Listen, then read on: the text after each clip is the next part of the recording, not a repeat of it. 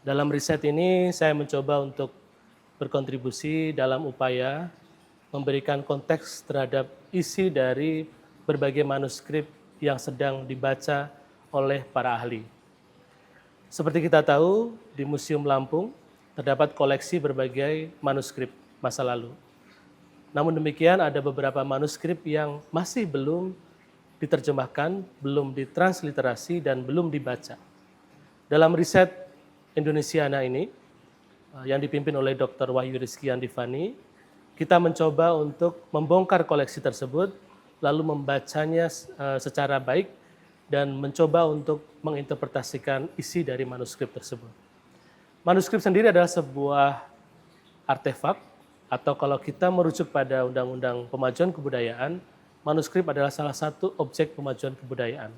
Dia adalah sumber pengetahuan penting di masa lalu yang bisa memberikan kita pencerahan, bisa memberikan informasi terhadap apa yang terjadi pada masa lalu, terutama untuk wilayah Lampung dan sekitarnya.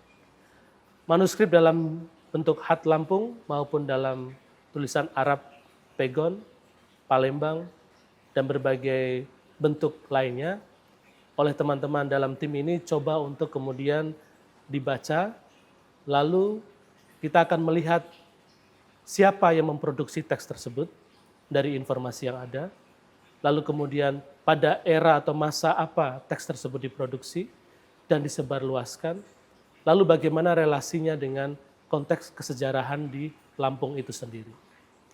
Dalam perspektif sosiologis, manuskrip tidak hanya sebuah artefak mati, dia tidak hanya menjadi sebuah dokumen masa lalu, tapi dia adalah satu petunjuk penting untuk kita mengungkap bagaimana struktur sosial, relasi sosial, dan berbagai aspek politik di masa lalu. Sebagai contoh, bagaimana surat menyurat antara Sultan Banten dengan penguasa di Lampung pada waktu itu bisa menunjukkan bagaimana jalur rempah atau jalur lada yang sangat kuat di Lampung pada saat itu. Bagaimana kebudayaan maritim yang muncul dalam bentuk misalnya dalam bentuk kebudayaan maritim Lampung yang terwujud misalnya dalam bentuk motif kapal atau dalam kain kapal, juga bisa terhubung dalam jalur lada yang saat itu sangat kuat di Lampung, di pesisir Lampung, dengan perdagangan di Kesultanan Banten. Itu salah satu contoh bagaimana relasi antara manuskrip yang tertulis dengan konteks kesejarahan dan juga relasi antar suku, antar kerajaan di masa lalu bisa kita baca ulang. Hal lain adalah ketika kita berhasil untuk membaca beberapa manuskrip, misalnya manuskrip yang tertulis di atas tanduk atau manuskrip dalam bentuk di atas kertas maupun juga di atas lontar yang belum terbaca di Museum Lampung, itu akan memberikan tambahan koleksi dan juga diskusi serta narasi yang mungkin akan bisa memperdalam perjalanan sejarah, kekayaan sejarah di bumi Lampung. Khat Lampung sendiri sebuah peninggalan yang perlu kita jaga, meskipun kita tahu hari ini tidak banyak digunakan oleh generasi muda, karena sejak tahun 80-an sudah sangat jarang digunakan dalam kehidupan sehari-hari, sangat sedikit orang yang kemudian bisa menulis dan membaca Khat Lampung.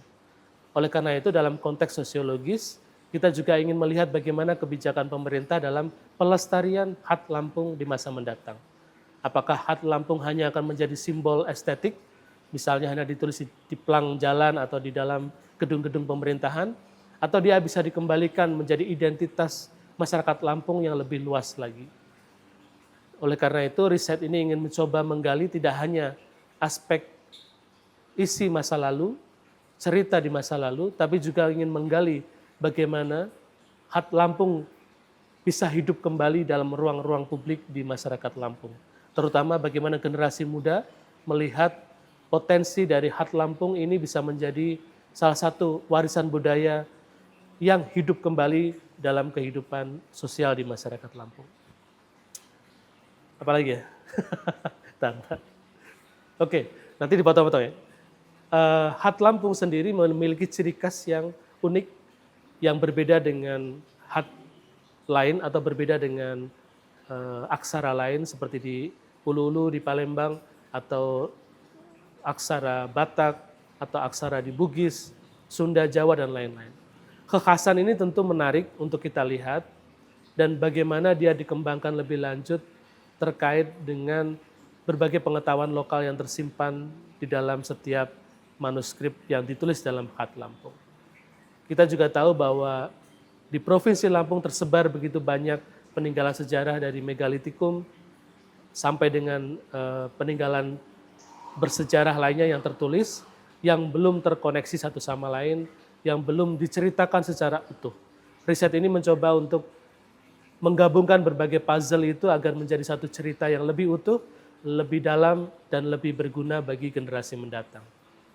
Kita berharap pelestarian Khat Lampung atau aksara Lampung tidak hanya berhenti pada pengajaran di sekolah-sekolah, tapi juga bisa hidup kembali dalam diskursus di dalam masyarakat, tidak hanya menjadi simbol estetik, tapi juga bisa menjadi satu identitas regional di wilayah Lampung, identitas Provinsi Lampung yang betul-betul bisa diselami maknanya, kemudian bisa diambil nilai-nilai positifnya untuk generasi mendatang. Udah itu aja lah, coba.